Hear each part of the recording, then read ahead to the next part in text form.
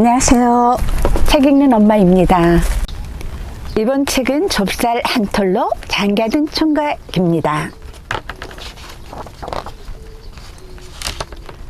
수수께끼 하나 내볼까? 좁쌀 한 톨이 쥐가 되고, 쥐가 고양이가 되고, 고양이가 말이 되고, 말이 소가 되고, 소가 예쁜 가시가 된 게 뭐게? 뭐라고? 잘 모르겠다고? 그럼 이 이야기를 한번 들어봐. 옛날에 마음씨 착한 총각이 살았대. 총각은 누구보다 부지런하고 똑똑했지만 집안이 아주 가난했어. 그래 30이 넘도록 장가도 못 가고 홀로 살았지. 하루는 총각이 이런 생각을 했어. 이렇게 살다간 평생 장가도 못 가고 죽겠다. 죽이 되든 밥이 되든 일단 집을 떠나 색식감을 구해오자. 다음 날 아침 총각은 길 떠날 준비를 했어. 집신도 새로 삼아 둘러매고 먹을 것도 좀 싸가야겠다고 생각했지. 그래서 쌀둑을 열었더니 이게 웬걸? 곡식이라고는 달랑 좁쌀 한 톨뿐인 거야. 총각은 하는 수 없이 좁쌀 한 톨을 갖고 길을 떠났지. 가다가 날이 저물어 주막에 들렀어. 총각은 주인에게 좁쌀 한 톨을 건네며 말했지. 이걸 잘 맡아두었다가 내일 떠날 때 주세요. 주막 주인은 좁쌀을 받으며 생각했지. 별 싱거운 녀석을 다 봤네. 이깟 좁쌀로 무얼 한다고? 그러고는 생각 없이 좁쌀을 휙 던져버렸지. 다음 날 아침 총각이 주인에게 말했어. 제가 맡긴 좁쌀 한 톨 돌려주세요. 주인은 당황해서 아무렇게나 둘러댔어. 그 좁쌀이요? 이를 어쩌나. 밤새 지란 놈이 홀라당 먹어버렸는데 내 다른 걸로 드리리다. 안 돼요. 꼭 그 좁쌀이어야 해요. 그럼 어쩌란 말이요? 좁쌀을 먹은 쥐라도 내놓으세요. 주인은 할 수 없이 쥐를 잡아 주었대. 총각은 쥐를 보따리에 넣고 다시 길을 떠났어. 가다가 날이 저물어 한 주막에 들렀지. 총각은 주인 안악에게 쥐를 맡기며 말했어. 이 쥐를 잘 맡아두었다가 내일 아침에 주세요. 안악은 별 이상한 총각도 다 있네 생각하며 광에다 쥐를 넣어두었어. 그러자 밤새 그 집 고양이가 쥐를 잡아먹었지. 다음 날 아침 총각이 안악에게 말했어. 제가 맡긴 쥐를 돌려주실래요? 쥐요? 이를 어쩌죠? 우리 집 고양이가 그만 잡아먹었는데. 대신 다른 쥐를 잡아 드릴게요. 그러자 총각이 펄펄 뛰며 말했지. 그 쥐가 어떤 쥐인데 고양이가 잡아먹었단 말입니까? 그 쥐가 없으면 내 쥐를 잡아먹은 고양이라도 내놓으세요. 안악은 한 수 없이 고양이를 내주었대. 총각은 보따리에 고양이를 넣고 또 다시 길을 떠났지. 가다가 날이 저물어 한 주막에 들렀어. 총각이 할머니에게 고양이를 내밀며 말했어.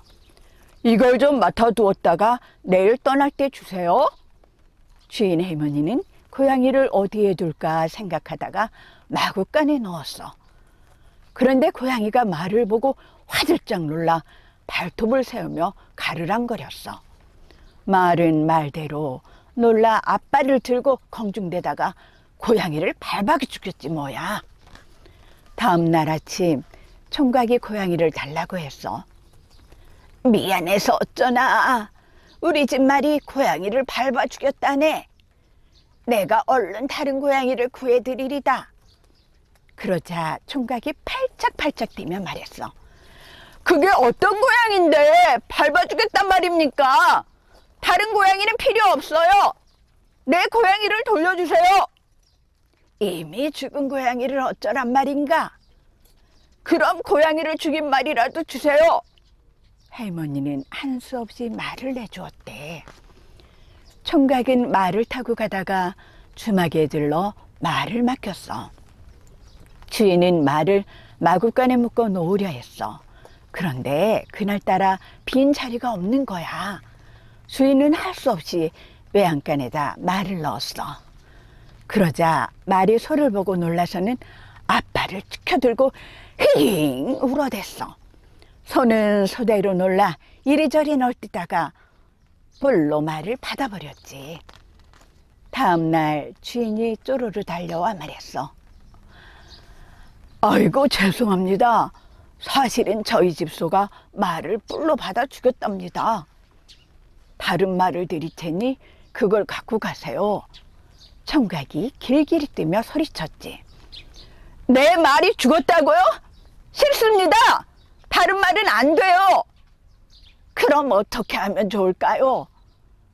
내 말을 죽인 소라도 주십시오. 주인은 별 수 없이 소를 내주었지.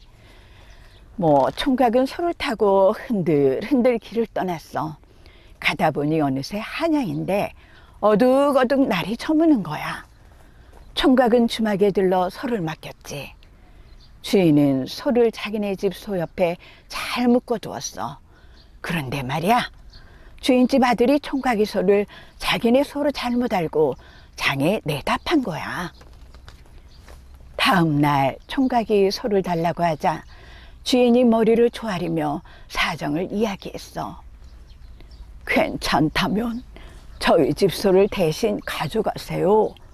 총각이 벌컥 화를 내며 말했어. 무슨 소리입니까? 꼭 내 소여야 합니다.